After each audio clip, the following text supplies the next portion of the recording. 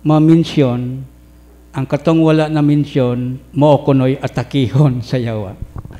So superstitious ron siya nga mentality. Murag ang atong pagtan-aw sa prayer, murag siya superstitious ang iyang effect. So mas maayo kung imong i-mention kay para ma-internalize nimo ang pag-ampo. Kay pag-ampo gi-express nimo ang imong pag-concern o paghigugma niini nga sakop sa pamilya. Pero pwede po na nimong ampuon nga bisag imo rang i-general tanang sakop sa pamilya. No need na nimong i-mention. Pwede, depende sa mong intensyon.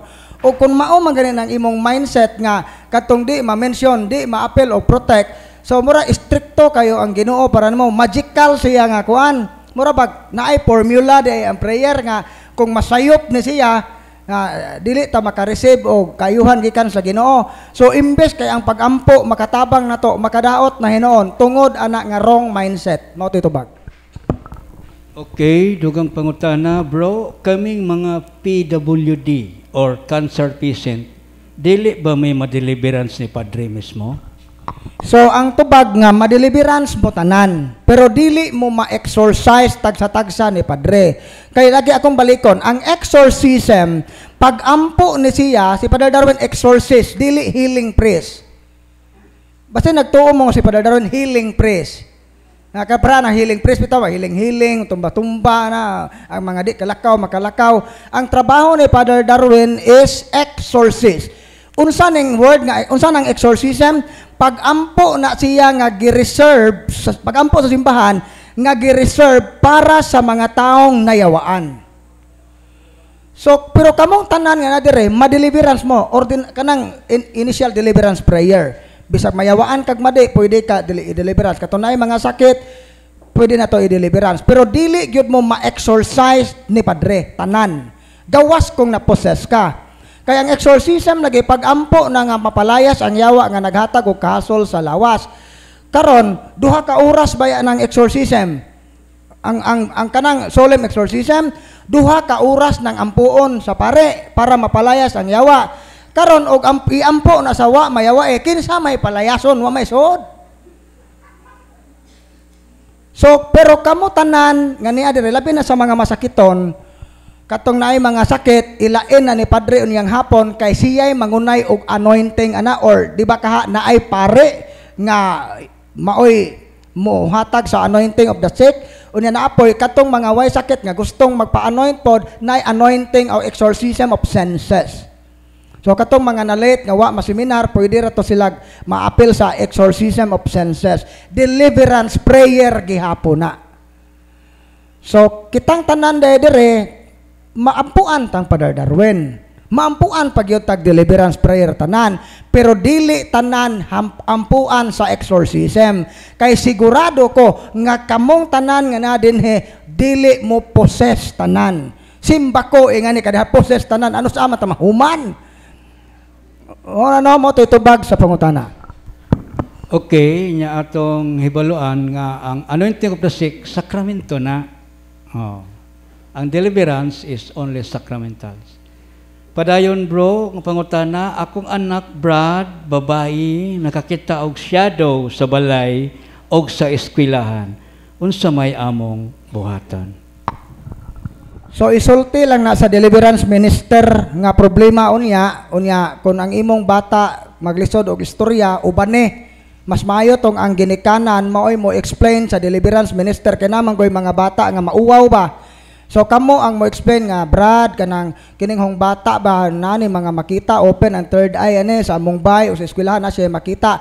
Kamo ang mo sulti sa deliverance minister ubani inyong bata kay para matagaan mo eksaktong prayer unsaon nga ma-close ang third eye. Mao nito bag.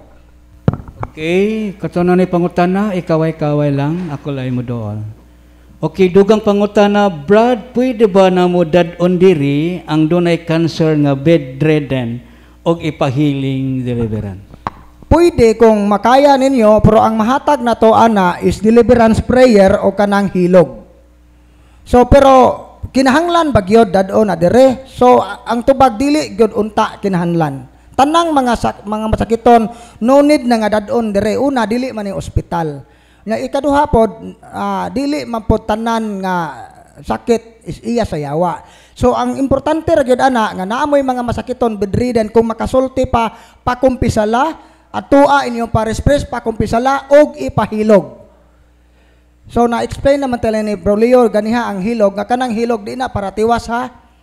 I-explain do na ninyo sa masakiton nga tay kanang hilog sacraments of healing na. Kay nara bay uban nga tay ipahilog ka na og pare ngano kung manungo man ka. Tuo nang uban ay hilog para tungo. So ang pinaka-importante ra gyud ang sakramento sa kumpisal ug ang hilog. Mao na makatabang niya. Pero dadon ninyo dire, wa gyud problema dawaton na to na i-anoint na ni Padre, i-deliverance na sa mga minister, unya og makakumpisal, pakumpisalon po na nato. O, pwede po nga kamo mag-deliverance sa inyong masakiton. O, mo tayo, kung giingon ganiha, nga naaman mo yung natural authority, basta imong amahan o sakop sa pamilya nga nasakit, or pwede mo mag-prayer of deliverance diha. Mo tayo bag. Okay, tulo ka option to. Una, pwede dadon din Ikaduwa, dool mo sa inyong padrikura. Ikatulo, kamo mo deliveran sa inyong pasyente. So, nabay mga pangutana? Pangutana nga gisulat sa papel, wala. So, dinita sa pangutana, okay na.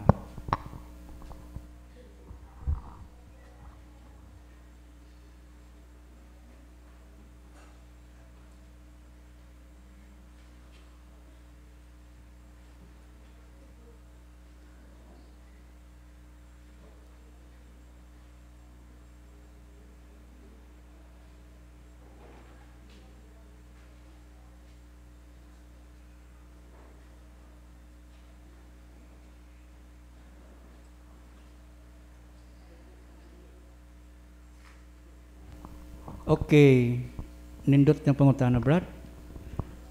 Nakasala ba og mortal sin ang OFW?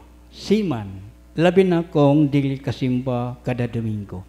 Kay tungod sa trabaho nga naglawig kanunay, unya, sana siya? Unya,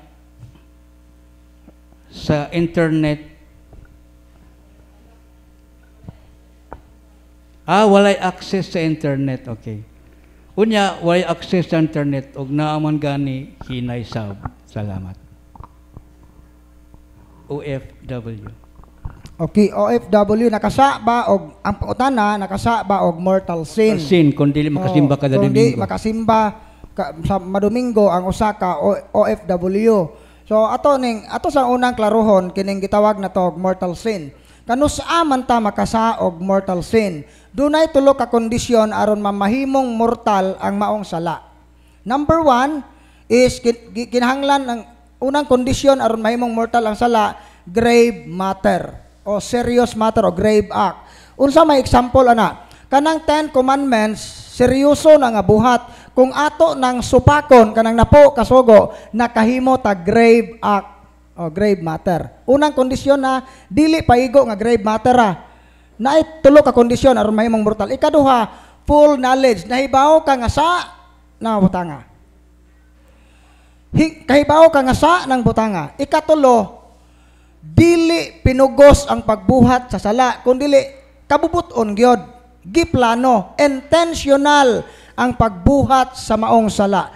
Kung naa nang tulo, mortal sin. Karon, kanang imong ang usa ka siman nga di maka kanang simba usa may giingon dere sa Catechism of the Catholic Church paragraph ato pangitaon wa man. So ang giingon sa tong katekismo nga naay mga exemption sa di makasimba kung kini panginahanglan una ng grave necessity. Grabe yung nga panginahanglan. Kanang siman, matawag yun na nato nga valid ang ilang rason kay kinsa man po'y mumisa nila nga nato itong lawod. Bisan patilignaan ay internet, maka-access sila kanang misa nga naa sa virtual, dili man jud na wa man jud kaning simba na. Murara man ka na naminaw lang ka sa pulong sa Ginoo, pero dili gyud na parihag equivalent, dili na equivalent sa misa gyud nga physical nga misa. So mo na nga basig na tuo mo nga Pwede ra ng misa sa online ha o hago man ang gauwan man, ari na lang kus online, dito na rason. Lo pero kana mga siman makaakuan ta na basta sa kondisyon nga naa siyang disposisyon nga gusto unta kung mosimba Lord pero saon man ning niya man kos lawod, so mo nang mohimo siya any prayer or work of mercy o mga buhat sa pagtuo nga iyang himuon sa barko, kana siya dili na siya dautan, di siya makasa na. Pero kunang usa ka siman nga wa po'y planos Ginoo, wa po'y hunahuna sa Ginoo, lahi na pud lang nga istorya.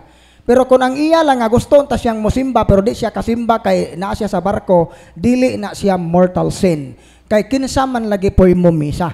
No, nga gawas og pare inyong kapitan, kay pwede magmisa dito. No, mo ito bag bro. Okay, time check, 11:30. Napatay 15 minutes. So, na ba'y pangutana? Kung walay pangutana sa papel, kinsay gustong mangutana gamit ang microphone? Katong gusto mangutana aktual. Di mi kadool dia, kamoy dool din ni. Kay mubo ang wire. Wala na? Okay, wala na Brad. So, aton ang EN. Okay. Og dinhi natapos ang atong open forum. Salamat Brad Sherwin Pakot sa mga tubag. Salamat sa inyong mga pangutana.